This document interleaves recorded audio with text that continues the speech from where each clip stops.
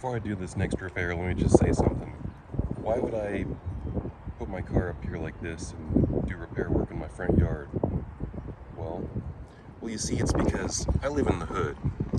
And the reason why the previous owner of this house left was because he had a break-in. And I've had attempted break-ins. My neighbors have had break-ins. I've had attempted robbery.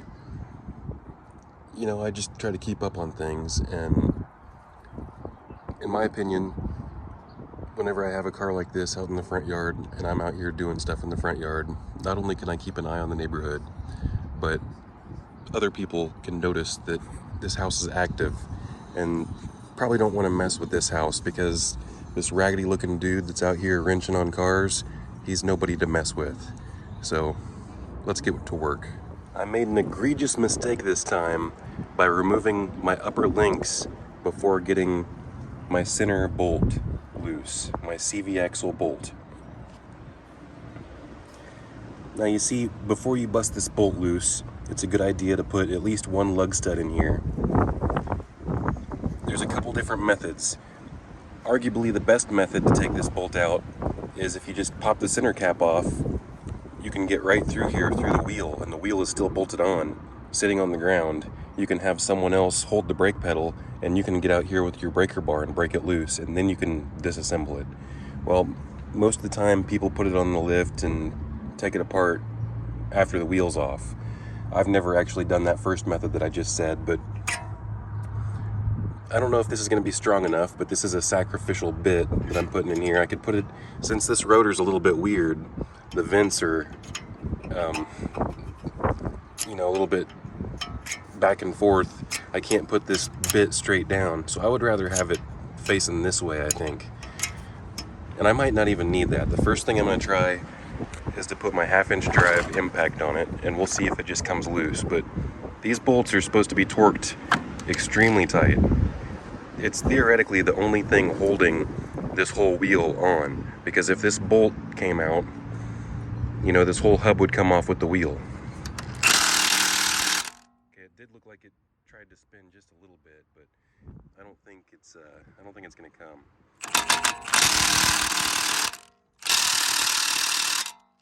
Alright, so I don't think that's gonna work. That's why we got our breaker bar here. And sometimes you even need to put an extension on your breaker bar. But look, see how I'm trying to bust this nut loose with this loose knuckle. Not advisable. Can't even do it.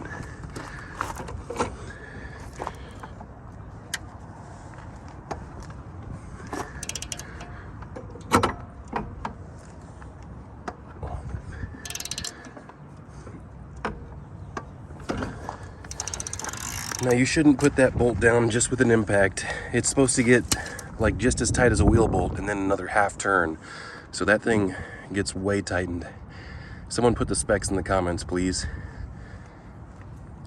Now let's go to the next step. I usually like to push this axle out with the bolt before I take it completely out. Just like that. We don't want to stress that brake hose, so let's go ahead and just take this caliper bridge off and the whole thing will slide completely out.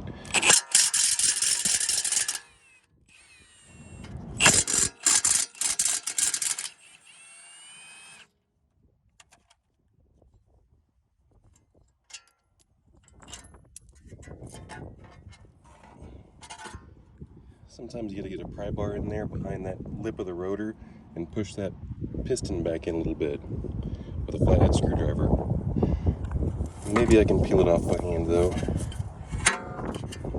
This is what I had handy, so I'm just gonna push that brake pad back with my pliers like so. And that gives me enough room to take this rusty assembly right off. And we'll just hang that up on the coil or up on one of those bolts. Better yet, it can just sit right there on the frame rail. Now we're going to see if this tie rod end will come off. We can get to it with this smaller impact. Just set it on there. Oh yeah, no problem at all. Now we just got to separate this somehow. How are we going to go about that? You know, all we have to do is pull this back a little bit and we can get to this one as well. Came right off. We'll have to get that one off as well. Let's go get our hammer. I like hitting stuff with hammers. Other people don't, but I do. And this bottom one here comes off in much the same way. And this bottom one here comes off much the same way. Now we're ready for the hammer. You know, I think I'd like to take this rotor off just to get this out of our way. It's not coming loose. Let's just start hitting things with hammers. So I got the brass hammer here, and I'm gonna go with tie rod first. We're gonna smack it right there, just a nice wallop. Now there, the rotor wants to come off now.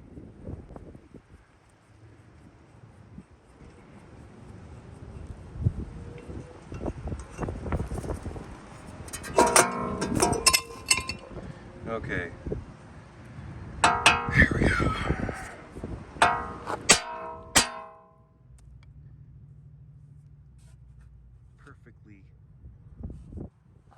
Perfectly dislocated. Just give it a tap so it comes all the way out, just like that. And now I'd like to get this completely out of my way. There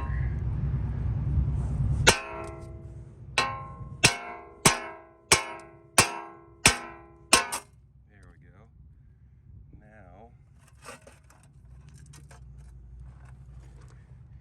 Now we just gotta put this bottom back on. Let's try to give it some taps from the bottom. How about that?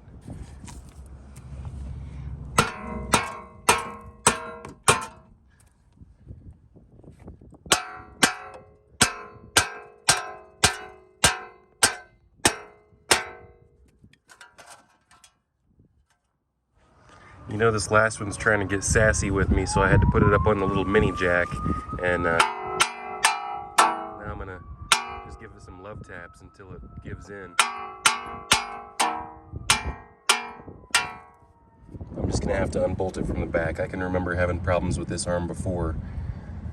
So, and there it is. I just slide this bolt out this way, pull the nut out right here, and now this entire knuckle should just fall out. And you'll be able to see how horrible that mount is. See, it's completely torn. We gotta get this last control arm out right here. So I'm gonna go ahead and get this nut off on the back side of it.